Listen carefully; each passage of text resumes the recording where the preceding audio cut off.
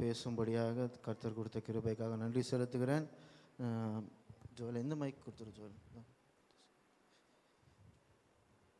நான் முன்னுரையாக அந்த வசனத்தை நான் உங்களுக்கு சொல்லலை. நான் அந்த வார்த்தையை மாத்திரம் நீங்கள் மனசில் வச்சுக்கும்படியாக நான் போன வாரம் எடுத்தேன். உற்சாகம் படுத்தும்படியாக அந்த என்ன வார்த்தை நான் உங்களுக்கு சொன்னேன், ஆழத்தை கூப்பிடும் அழைக்கும். அது என்ன வசனம்னா சங்கீதம் 42:7 ஒரு வாசிக்க கேட்போம். 42:7. சங்கீதம் 42:7.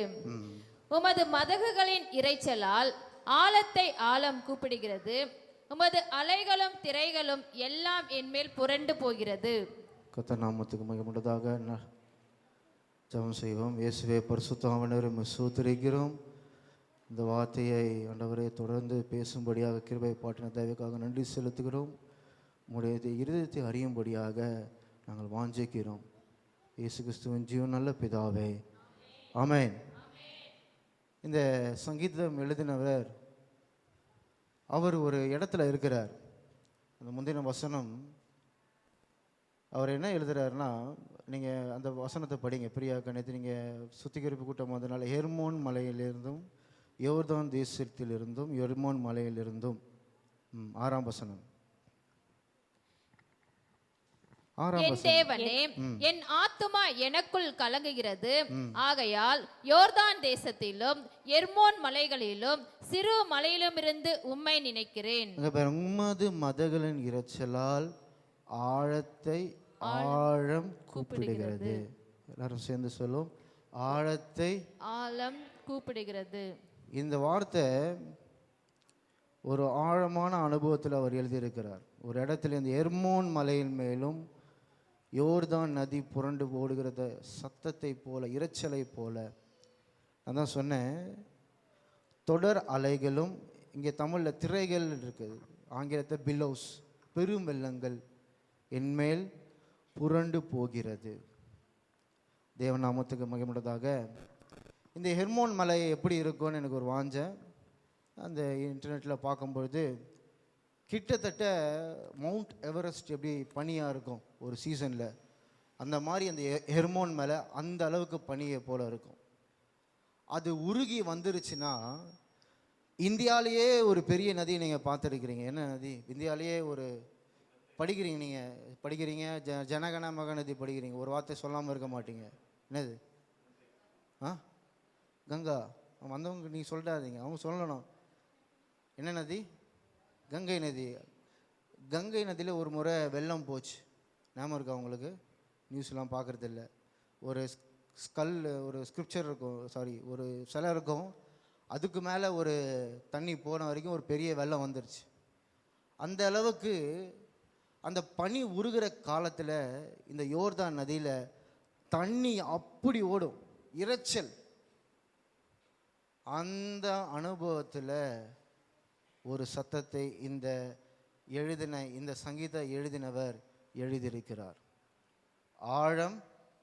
ஆழத்தை கூப்பிடுகிறது, தொடர் வெள்ளங்கள், தொடர் அலைகள் என்மேல் புரண்டு ஓடினது. தேவநாமத்துக்கு மகிமையுண்டதாக. இன்றைக்கு ஃபுல்லாக அப்பா கவுன்சில் கொடுத்தாரு. ஆனால் ஒரு சில பேருக்கு கொஞ்சம் கசப்பாக இருக்கலாம். ஆனால் எனக்கு தான் தெரியும் அந்த வலி என்னன்னு. அந்த வலி என்னன்னு தெரியும், அந்த அனுபவம் என்னன்னு தெரியும், எனக்கு எக்ஸ்பீரியன்ஸ் என்னன்னு தெரியும். அவர் எப்பவுமே பேச மாட்டார், இன்னைக்கு ஃபுல்லாக பேசினார். கர்த்தர் நாமத்துக்கு மகிமையுண்டதாக. பரவாயில்ல. அப்போது நான் 2 காரியங்கள் உங்களுக்கு சொன்னேன். இன்றைக்கி நான் எடுத்த ஒரு காரியம், ஒய். எப்பயுமே நான் கேட்பேன், எதற்காக நான் ஆழத்துக்கு செல்லணும்? ஒரு நல்ல மனுஷனாக நீங்கள் 6 அறிவு சிந்தனை உள்ளவளாக இருக்கிறீங்க. நான் எடுக்கிற இந்த காரியம் ஒய், எதற்காக நான் ஆழத்துக்கு செல்லணும்? முதலாவது காரியம் நான் சொன்னேன், எதற்காக ஆழத்துக்கு நீங்கள் செல்லணும்? தேவன் தாமே ஆழமானவர். 2வது, எதற்காக நான் ஆழத்துக்கு செல்லணும்? அஸ்திபாரத்தை நிலைநிறுத்த ஆழம் அவசியமாக இருக்கிறது. 3வது காரியம், because God reveals secret only in depth. நான் வெறும் ஒய் மாத்திரம்தான் எடுக்கிறேன். எப்படி ஆழத்துக்கு செல்லணும்னு ஒரு தனி செய்தியை வைப்பேன். I just took why. இன்னொரு காரியம் இருக்குது, ஹவு. எதற்காக செல்லணும் முதல்ல புரியணும். எப்படி செல்லணும்னு ஒரு பகுதியை நான் நிச்சயமாக எடுப்பேன். நான் உங்களுக்கு தெள்ளந்தெளிவாய் வசனத்தை விலக்கி சொல்ல தேவன் பாரத்தை கொடுத்திருக்கிறார். தானியேல் எழுதின நிருபம் 2ஆம் அதிகாரம் 22வது வசனத்தை ஒரு வாசிக்க கேட்போம். தானியேல் 2ஆம் அதிகாரம் 22ஆம் வசனம். அவரே ஆழமும் மறைபொருளுமானதை வெளிப்படுத்துகிறவர். இருளில் இருக்கிறதை அவர் அறிவார். வெளிச்சம் அவரிடத்தில் தங்கும். தேவன் தன் ரகசியத்தை ஆழத்திலே தான் வெளிப்படுத்துகிறார். தானியேல் எழுதுகிறார் 22வது வசனத்திலே, அவரே ஆழமும் மறைபொருளானதை வெளிப்படுத்துகிறார். இந்த தானியேலுடைய அனுபவத்தை நீங்கள் புரிஞ்சுக்கணும். தானியேல் சொன்ன உடனே ஒரு ராஜா உங்களுக்கு ஞாபகம் வரும், நேபுகத்நேசர். தேவநாமத்துக்கு முன்னதாக சொல்லிட்டீங்க. இந்த 22வது வசனத்தோட அனுபவத்தை நான் சொல்கிறேன், விலக்கி சொல்கிறேன் உங்களுக்கு. இந்த தானியேல் பாபிலோனுக்கு கொண்டு வரப்பட்டான், ஒரு இஸ்ரவேலன். அவனோடு கூட 3 நண்பர்களும் கூடிக்கொண்டு வந்தார்கள். இந்த தானியேலோட அனுபவம் என்னன்னா, ஒரு அடிமையாய் நடத்தே கூட்டி கொண்டு வந்தாங்க. கொஞ்சம் கொஞ்சமாக பதவியை பெற்று ஒரு ஞானவான்கள் இருக்கிற இடத்துல போய் ஒரு அதிகாரத்தை கொடுத்தாங்க. யாரு? நேபுகத்நேசர் கொடுத்தார். ஒரு நாள் நேபுகத்நேசருக்கு கனவு, ஒரு ஆழமான கனவு. அந்த கனவை நான் விலக்கி சொல்லலை. ஒரு பெரிய சிலை, காலில் மண்ணும் இரும்பும் இருக்குது, மேலே என்ன இருக்குது? தங்கம். இங்கே மார்பகத்தில் என்ன இருக்குது? வெள்ளி இருக்குது, வெண்கலம் இருக்குது. இந்த ஒரு கனவு அந்த ராத்திரி வேளையிலே அவனுக்கு திகில் உண்டானபடியாக அந்த கனவு இருந்தது, பெருசாக இருந்தது. அந்த கனவு எழுந்தவனே அவன் மறந்துட்டான். ஆனால் அந்த கனவினுடைய இந்த தாக்குதல் இருக்கும் பாருங்க, அந்த கனவு ஒரு இம்பாக்டை கொடுத்துட்டு போயிடுச்சு. ஏன்னா கொடுத்தது தேவனானவர், கொடுத்தது சர்வ வல்லமுடைய தேவன். சும்மா ஏதோ சிந்தனை கிடையாது. அவன் சிந்தனையில் இது எங்கேயுமே அவங்க தோன்றவே இல்லை, அவனுக்கு இதை எங்கேயுமே பார்த்ததும் கிடையாது. ஆனால் நேபுகத்நேசருக்கு இந்த கனவு மிகவும் ஆச்சரியமாக இருந்தது. பயந்து போய் எழுந்தான். ராஜா ஒரு பெரிய உத்தரவாதத்தை கொடுத்தான். அங்கே இருக்கிற சூனியக்காரன், அங்கே இருக்கிற ஞானவானங்கள், இன்னும் ஒரு தமிழ் ஒரு அழகான பேர் வேறு இருக்காங்க. 2ஆம் வசனத்தில் நீங்கள் படிச்சிங்களா? நான் உங்களுக்கு படிக்க சொன்னேன். எத்தனை யாராருக்கெல்லாம் அவன் கற்பனை கொடுத்தான்? 2ஆம் அதிகாரத்திலே இருக்கு பாருங்க. சாஸ்திரிகளையும் ஜோசியரையும் சூனியக்காரரையும் கல்தேயரையும் அழைக்க சொன்னார். கல்தேயர்ன்றவங்க ஒரு பயங்கரமான ஆளுங்க. யாராரு? சாஸ்திரிகளும் சூனியக்காரங்களும் ஜோசியர்களும் அழைத்து, இந்த கனவு எனக்கு வந்தது, இந்த கனவு என்னன்னு நீங்க சொல்லுங்க, அதுக்கு அர்த்தமும் சொல்லுங்க.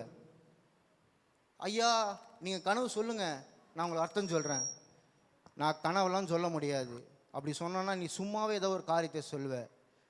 எவன் கனவு சொல்லலையோ, ராஜா கிட்ட திரும்பி மன்றாடி கேட்குறான். ராஜா ஒரே வார்த்தை சொல்லிட்டாரு கோவத்தில், எவன் கனவு சொல்லலையோ சாஸ்திரிகள், சூனியக்காரர்கள், ஜோசியர்கள், ஞானவான்கள் சங்காரம் பண்ணு. தேவநாமத்துக்கு முன்பதாக அங்கே தானியேல் ஆழத்தில் இருக்கிற மனுஷனாக இருக்கிறான். அங்கே போய் வேண்டி கொண்டான். போய், ஐயா இந்த கனவனுடைய விளக்கத்தை சர்வ வல்லமுடைய தேவனிடத்தில் நான் பெற்றுக்கொள்வேன். இது எங்கும் தோணலை, நீங்கள் எங்கும் பார்க்கலைன்னா அப்போ யார் கொடுத்துருப்பார்? என் தேவன் கொடுத்துருப்பார். 3 பேரோட பேர் அனனியா, மீஷாவேல், இன்னொரு பேர், 3 பேர். அவன் 3 பேரையும் இவங்க மாற்றிட்டாங்க. ஏன்னா பாபிலோனில் இருக்கிறாங்கல்ல, சத்ராக், மேஷாக், ஆபுகத்நேகோ, நல்ல பேர் தெரியும். அவன் உண்மையான பேரை நீங்கள் படிங்க, அதுதான் இஸ்ரவேலனுடைய பேர். படிங்க. பிரதானிகளின் தானியேல் 1:7. அவர்களுக்கு யூதா புத்திரராகிய தானியேல், அனனியா, மீஷாவேல், அசரியா என்பவர்கள் இருந்தார்கள். 4 பேர் தேவன் நாமத்துக்கு முன்னதாக தேவனை நோக்கி அவர்கள் ஜெபித்தார்கள். மொத்த ஜனமும், மொத்த இஸ்ரவேலனும் பாபிலோன் தெய்வத்தை வணங்கும்படியாக அதனுடைய ஆசீர்வாதத்தை பெற்றுக்கொண்டாங்க. ஆனால் இந்த மனுஷன், இந்த 4 பேரும் ராஜ சபையில் இருந்தோம், ராஜ போகத்தையும் ராஜ உணவையும் அவன் எடுக்கவே இல்லை. தர்க்கம் பண்ணா முன்னாடி போய் 10 நாள் எங்களுக்கு அவகாசம் கொடுங்க, நாங்கள் யூதனாக இருக்கிறபடியெல்லாம் யூதருடைய சாப்பாடை நாங்கள் சாப்பிட்றோம், நீங்கள் ராஜா சாப்பாடே சாப்பிடுங்க, 10 நாள் கழித்து எங்களுடைய சரீரத்தை நீங்கள் பாருங்கள், அப்போ உங்களுக்கு தெரியும். ஆழ்ந்த அனுபவத்துக்கு முந்தையே இருந்தான். இப்போ நமக்கு என்ன வேணும்? தேவன் தன்னுடைய ரகசியத்தை வெளிப்படுத்த வேண்டும். ஜெபம் செய்தான். ஜெபம் செய்த உடனே தேவன் பதிலை கொடுக்கல, தேவன் விளக்கத்தையும் கொடுத்தார். கனவையும் சொன்னார், கனவனுடைய விளக்கத்தையும் சொன்னார். என் தேவனானவர் 1000 வருஷத்துக்கு அப்புறம் நடக்க போறதை தேவன் அவனுக்கு கனவாய் கொடுத்தார். முதல் உலகப்போர், 2ஆம் உலகப்போர், 3ஆம் உலகப்போர், ராஜ்யம் பிளவுண்டதும் ராஜ்யம் பிளவுபடுவதையும் தேவன் நேபுகாத்நேசருக்கு கொடுத்தார். ஆனால் தன்னுடைய தாசனுக்கு தான் விளக்கத்தை கொடுத்தார். தேவன் மிகவும் ஆழமானவர். கர்த்தரனோடு கூட பேசினார்னு சொல்லும் பொழுது, ஒரு சமாரிய ஸ்திரீகளிடத்தில் சபை எங்கும் ஸ்தாபிக்கும் சொன்னார். அப்படிதான் பேசுவார் என் தேவன். அவர் மிகவும் ஆழமானவர். அவருடைய வார்த்தையில ஒரு ஆழமான கருப்பொருளை தேவன் வைத்திருக்கிறார். நீங்க நினைக்கலாம், ஒரு வருடம் என்னால் கடக்க முடியுமா, ஒரு 5 வருஷம் என்னால் இதே நிலைமையில் என்னால் கடக்க முடியுமா? நிச்சயம் உங்களுக்கு கிடையாது. ஆனால் தேவன் வாக்கு பண்ணினார், 1000 தலைமுறைக்கு இரக்கமுள்ளவராக இருக்கிறார். 1000 தலைமுறைக்கு இரக்கமுள்ளவராக இருக்கிறார். என் தேவன் ஆழமுள்ளவர். அவர் ஆழமான மறைப்பொருளை தம்முடைய தாசர்களுக்கு வெளிப்படுத்துகிறார். நீங்க செல்ல வேண்டிய ஒரே காரியம், வைராகியத்தில் நீங்க இருக்க வேண்டும். 20, 21, 22 வாசிங்க. தானியேல் 1ஆம் அதிகாரம் 20, 21. ஞானத்துக்கும் புத்திக்கும் அடுத்த எந்த விஷயத்தில் ராஜா அவர்களை கேட்டு விசாரித்தானோ அதிலே தானே ராஜ்யம் எங்கும் உள்ள சகல சாஸ்திரிகளிலும் ஜோசியரிலும் அவர்களை 10 மடங்கு சமர்த்தராக கண்டான். கோரேஸ் ராஜபாரம் பண்ணும் 1ஆம் வருஷம் மட்டும் தானியேல் அங்கே இருந்தான். என்னங்க 20, 21, 22 தானே? 2ஆம் அதிகாரம் 20ஆம் வசனம். தானியேல் 2, 20, 21, 23, 22. பின்பு தானியேல் சொன்னது, தேவனுடைய நாமத்திற்கு என்றென்றைக்கும் உள்ள சதா காலங்களிலும் ஸ்தோத்திரம் உண்டாவதாக. ஞானமும் வல்லமையும் அவருக்கே உரியது. ஞானமும் வல்லமையும் அவருக்கே உரியது. ஆமென். ஞானமும் வல்லமையும் அவராலே வருகிறது. இதை மறக்கவே மறக்காதீங்க. உங்க புத்தியில நீங்க செய்றீங்களா? உங்க புத்தியில எல்லாத்தையும் செய்றீங்களா? உங்க கையின் பிரயாசம் கர்த்தருடையது, காரிய சித்தி கர்த்தருடையது, நினைப்பூட்டுதல் கர்த்தருடையது, ஞானம் அவருடையது. இந்த மனுஷன் பேசுறான் பாருங்க, ஞானமும் வல்லமையும் அவருக்கே உரியது. அவர் காலங்களையும் சமயங்களையும் மாற்றுகிறவர், ராஜாக்களை தள்ளி ராஜாக்களை ஏற்படுத்துகிறவர். ஓ என் தேவன் காலத்தையும் மாற்ற வல்லவராயிருக்கிறார். அவ்வளவு ஆழமுள்ளவர். நேபுகத்நேசர்கிட்டே போய் சொல்றான் அந்த மனுஷன், ராஜாக்களை தள்ளி ராஜாக்களை ஏற்படுத்துவார். இந்த தானியேலோட இருதயத்தை பொளந்து நீங்க பார்த்தீங்கன்னு வச்சுக்கோங்க, முதல்ல பொழக்க முடியாது. அவனுடைய வைராகியம் அப்படி இருந்தது. இன்னைக்கு எப்படி ஒரு வைராகியம் இருக்கு, எப்படி ஒரு ஆழ்ந்த அனுபவத்தில் இருக்கு. அந்த வார்த்தையிலே கூட நான் பார்க்கிறேன், அவன் பேசுற வார்த்தை பாருங்க, தேவன் நாமத்துக்கு ஸ்தோத்திரம் உண்டாவதாக, சோத்திரம் உண்டாவதாக. மொத்த பேரும் கொலை பயத்தில் உட்கார்ந்து இருக்கிறாங்க. மொத்த ராஜ்யபாரமும் கொலை பயத்தில் பயந்துட்டு இருக்காங்க. பேசுறது நேபுகாத்நேசர் இருக்கிற அடிமை ஸ்தலத்தில் பேசுறது யாருடைய ராஜ்யத்தில்? நேபுகாத்நேசருடைய ராஜ்யத்தில், பாபிலோன் ராஜ்யத்தில். வாயை திறந்து கூட சொல்ல முடியாது நம்மளால. பயம் பயம்.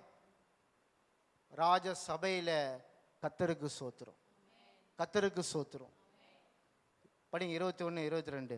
அவர் காலங்களையும் சமயங்களையும் மாற்றுகிறவர், ராஜாக்களை தள்ளி ராஜாக்களை ஏற்படுத்துகிறவர், ஞானிகளுக்கு ஞானத்தையும் அறிவாளிகளுக்கு அறிவையும் ஞானிகளுக்கு ஞானத்தையும் அறிவாளிகளுக்கு அறிவையும் கொடுக்கிறவர். அவரே ஆழமும் மறைப்பொருளும் ஆனதை வெளிப்படுத்துகிறவர். ஓ தேவநாமத்துக்கு மகிமை உண்டாவதாக. அவரே ஆழமும் மறைப்பொருளுமானதை வெளிப்படுத்துகிறவர். இதுக்கு மேல உங்களுக்கு என்ன நான் சொல்ல முடியும்? ஆமோஸ் 3ஆம் அதிகாரம் 7ஆம் வசனம். ஆமோஸ் 3:7 கர்த்தராகிய ஆண்டவர் தீர்க்க தரிசிகளாகிய தம்முடைய ஊழியக்காரருக்கு தமது ரகசியத்தை வெளிப்படுத்தாமல் ஒரு காரியத்தையும் செய்யார். அவர் செய்கிறதை அவருக்குள்ளே என்றென்றைக்கும் வைத்துக் கொள்ளவே மாட்டார். தன்னுடைய ஊழியக்காரர்களுக்கு வெளிப்படுத்தாமல் அவர் செய்வதே கிடையாது, செய்வதே கிடையாது. இந்த உலகத்தில் நடக்கிற காரியம் எல்லாம் அவருடைய ஊழியக்காரர்கள் வெளிப்படுத்துவார்.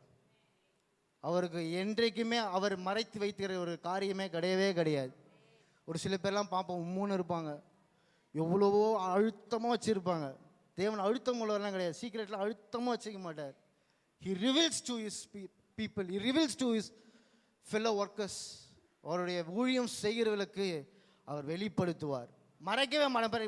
காரியத்தை பாருங்க, வெளிப்படுத்தாமல் ஒரு காரியம், அது வசனம் அழகா இருக்கு, ஒரு காரியத்தை கூட காரியத்தையும் செய்யார் செய்யார். அப்படிதான் ஸ்பெல்லிங் தான் எனக்கு தெரியும், போட்டு போட்டு மைக்கில் போட்டு கேட்பேன், எனக்கு படிக்க தெரியாது, போட்டு போட்டு கேட்டுதான். ஒரு காரியத்தையும் செய்யார்.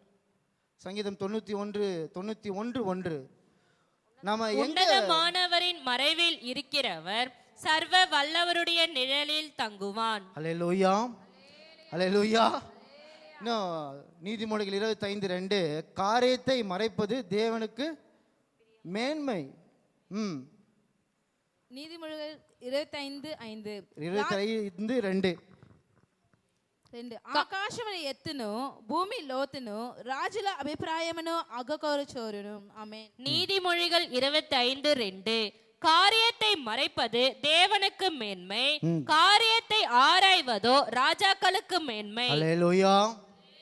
தேவன் உங்களுக்கு ஒரு தரிசனத்தை கொடுத்துக்கிறானால் தேவனுக்கு உங்களுக்கும் ஒரு உறவை நீங்கள் உடனே வெளிப்படுத்தாதீங்க. காரியம் நடக்கிற வரைக்கும், சமயம் வாய்க்குதோ வாய்க்கலையோ, எங்கன்னா கிடைச்சா பிரசங்கம் மாத்திரம் பண்ணுங்க, கர்த்தருடைய சீக்கிரட்டை சொல்லிடாதீங்க. ரொம்ப சீக்கிரட்டாக வச்சுக்கோங்க.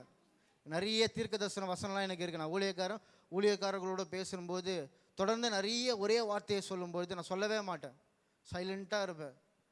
எப்போ காரியம் முடியுதோ I will open the secret.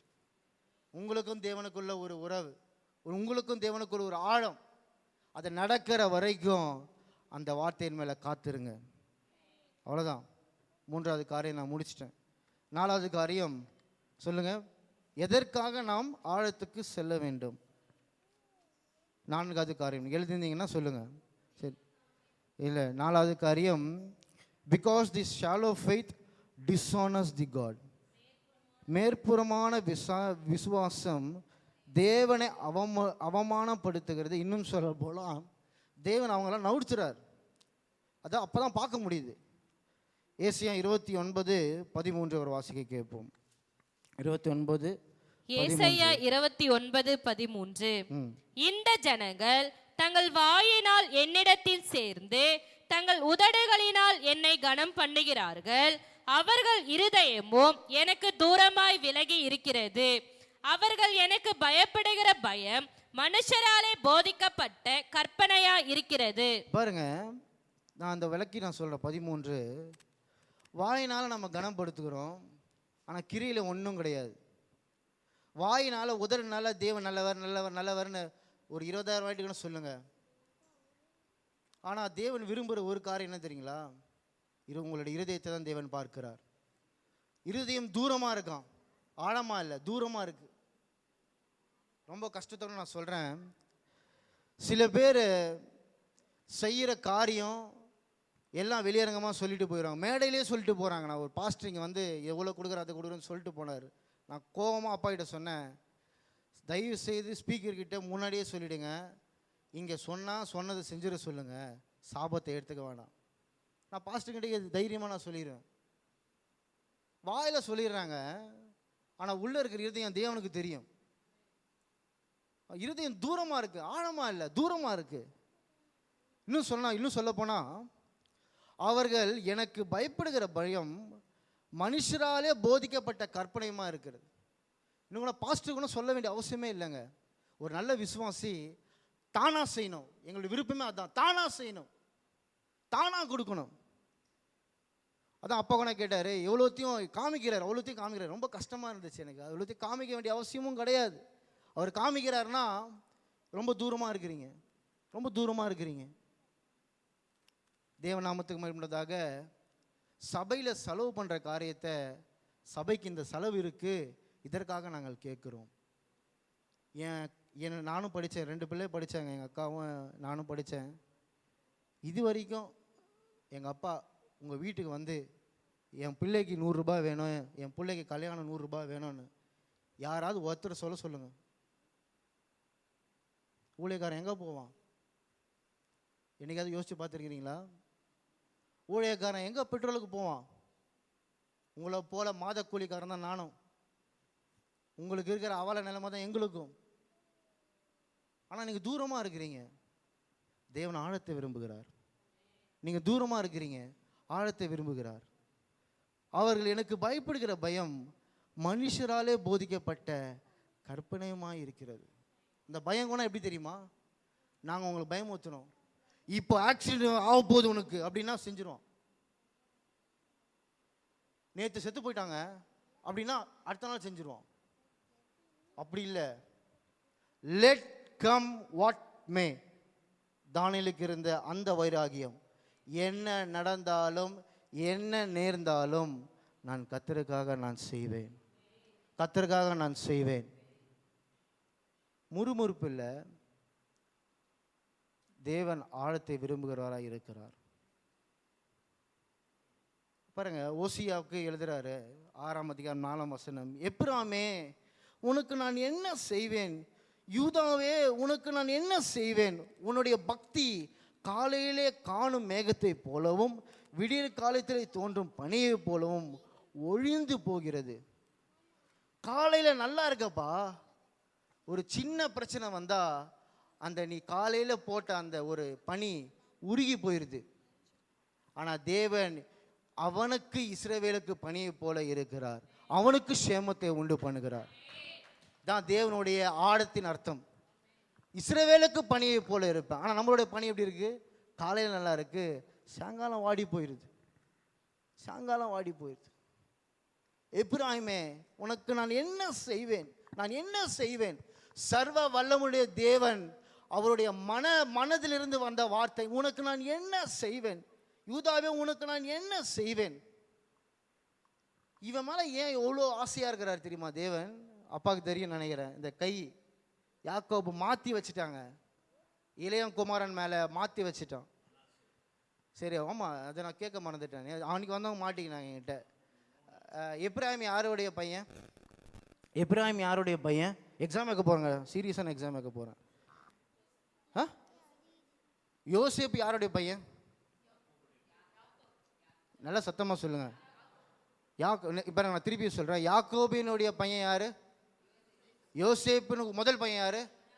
Manasseh. 2வது பையன் யார்? ஓகே, சோத்திரம். எனக்கு வந்து உற்சாகம் ஆயிடுச்சு. நல்லா திருப்பி சொல்லுங்கள், தெரியாதவங்க அறிஞ்சுக்கிட்டோம். யாக்கோபினுடைய பையன் யார்? யோசேப்பு. யோசேப்பினுடைய முதல் பையன் யார்? 2வது பையன் யார்? எப்ராஹிம். இப்போ 2 பிள்ளைங்களும் கூப்பிட்டு போகிறார் யாக்கோபின் இடத்துல. யாக்கோபு மனாசே இந்த பக்கம் இருக்கிறான். கொஞ்சம் ஏந்துக்கிறியா? வா, 2 பேருமே வாங்க. I want to show you this thing. இன்னைக்கு பரவாயில்ல இன்னைக்கு, ஏன்னா எப்ராஹிம் பற்றி சொல்லணும்னா உங்களுக்கு ஆசீர்வாதம் புரியாது. இங்கே இப்படி நான் தான்டா யாக்கோபு, இப்படி திரும்பி 2 பேருமே வராங்க. இப்படி கை வைப்பாங்க. முதல் பையனை கை வைக்கணும். நீ உன் பேர் என்னடா? உன் பேர் ஜோயில் இல்லை, எப்ராஹிமா? மனாசே. அதான் கேட்டேன், உன் பேர் என்ன சொல்லு? எப்ராஹிம். மனாசே. நல்லா சொல்லு. மனாசே. சரி, நல்லா தெளிவாக எனக்கு கேட்டுச்சு. நான் யாக்கோபு. இப்படி தான் யூதர்கள் வைப்பாங்க. முதல் பையனுக்கு முதல் ஆசீர்வாதம், இளையவனுக்கு 2வது ஆசீர்வாதம். யாக்கோபு மாற்றி வச்சுட்டார். என் கை என்ன தெரியுதுங்க பார்த்தா? சிலுவை தெரியுதுங்க. இளையவனுக்கு தேவன் மீட்டு கொண்டார். அல்லேலூயா. இளையவனுக்கு தேவன் ஆசீர்வாதத்தை வைத்தார். ஒரு கை வைத்தது யாக்கோபு அல்ல, என் கர்த்தராகிய இயேசுவே. கர்த்தராகிய இயேசுவே. ஒரு கை தேவதாசர்கள் வைக்கும் பொழுது அவங்க கை வைக்கலங்க, உங்க பாஸ்டர் கை வைக்கல, சேனைகளின் கர்த்தர் அவர் கரங்களை வைக்கிறார். துரத்துறாருங்க, ஆசீர்வாதத்துக்காக துரத்துறாருங்க. எப்ராயிமே எப்ராயிமே, யாக்கோபு உன்மேல் கை வைக்கல, நான் உன்மேல் கை வைத்தேன். எப்ராயிமே, நான் உன்னை சிநேகித்தேன், நான் உன்னை மனப்பூர்வமாய் நான் சிநேகித்தேன், உன்னை விடவே மாட்டேன். இதுதான் ஆழமான ரகசியம். இந்த ரகசியத்தை அவர் சொல்லல, இந்த ரகசியத்தை அவர் செய்தார். அவர் செய்தார். இனி சொல்ற வரைக்கும் விடலைங்க. இனி இந்த பாஸ்டர் அப்படிதான், இனி நீங்க சொல்ற வரைக்கும் நான் விட மாட்டேங்க. இதான் ரகசியம். 2 தீமோத்தேயு 3:4-5. 2 తిమోతి 3:4-5. గాఢంధకారమును దేవుని కంటే సుగణ భావములను ఎక్కువగా ప్రేమించేవారు పైకి భక్తి గల వారి వలె ఉండేయు దాని శక్తిని ఆశ్రయించిన వారై ఉందరు. ఇట్టి వారికి విముఖుడవైన ఉండవకము. ఆమేన్. 2 தீமோத்தேயு 3:5. தேவ பக்தியின் வேஷத்தை தரித்து அதன் பலனை மறுதலிக்கிறவர்களாயும் இருப்பார்கள். இப்படிப்பட்டவர்கள் விலகு, நீ விட்டு விலகு. பாவங்களால் நிறைந்து பற்பல இச்சைகளால் இழுப்புண்டு. போதும். தேவ பக்தியின் வேஷத்தை நான் சொல்றேன், நான் இங்கே சொல்றது ஷாலோ ஃபெய்த், நல்ல விசுவாசிங்க. தேவ பக்தியின் வேஷத்தை தரித்து அதன் பலனை மறுதலிக்கிறவர்களாகியும் இருப்பார்கள். இப்படிப்பட்டவர்களை நீ விட்டு விலகு. தீமோத்தேயுக்கு ஆலோசனை எழுதுறார் பவுல். இன்னும் நான் மத்தேயு 15:8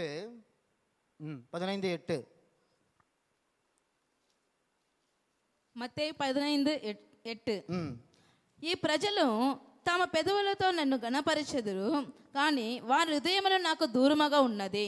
మనుష్యులు కల్పించిన పదార్థాలు దైవోపదేశములు బోధించుచు వారి నన్ను వ్యర్థముగా ఆరాధించుచున్నారు. అవి యెషయా మిమ్మును గురించి ప్రవచించిన మాట సరియే అని వారితో చెప్పి. ఆమేన్. மத்தேயு 15:8. இந்த ஜனங்கள் தங்கள் வாயினால் என்னிடத்தில் சேர்ந்து தங்கள் உதடுகளினால் என்னை கனம் பண்ணுகிறார்கள், அவர்கள் இருதயமோ எனக்கு தூரமாய் விலகி இருக்கிறது. மனுஷருடைய கற்பனைகளை உபதேசங்களாக போதித்து வீணா எனக்கு ஆராதனை செய்கிறார்கள் என்று. அவங்களுடைய கற்பனையினாலே தேவ வசனத்தை புரட்டி போட்டு வீணாய் ஆராதனை செய்கிறார்கள். வீணாய். ஐயோ ஐயோ, இவங்களுக்கெல்லாம் ஐயோ.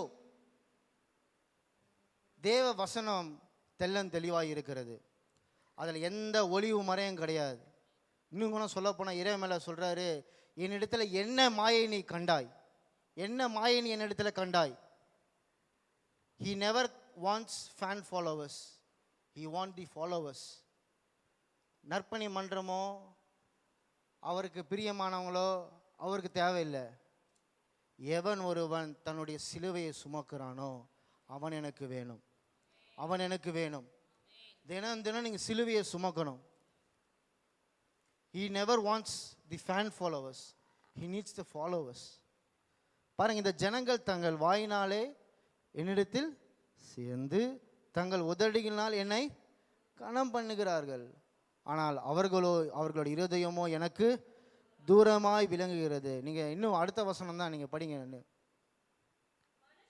கற்பனைகளை உபதேசங்களாக போதித்து வீணா எனக்கு ஆராதனை செய்கிறார்கள் என்று ஏசாயா தீர்க்கதரிசி நன்றாய் சொல்லி இருக்கிறான் என்றார். போதும் போதும், அவ்வளவுதானே. 2 விஷயம்தான். 12 மணி ஆயிடுச்சு. கொஞ்சம் உங்களுக்கு நேரம் எடுத்துட்டு போயிட்டேன். 4 காரியத்தை நான் சொல்லியிருக்கிறேன். நாம் முதல் காரியம், கர்த்தர் கொடுத்த வார்த்தை நீங்க முதல்ல சொல்லுங்க. ஆழத்தை கூப்பிடுகிறது. எதற்காக நாம் ஆழத்திற்கு செல்ல வேண்டும்?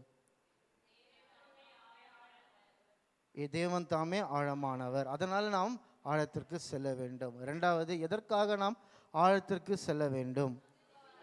அஸ்திபாரத்தை ஸ்தாபிக்க ஆழம் அவசியமாய் இருக்கிறது.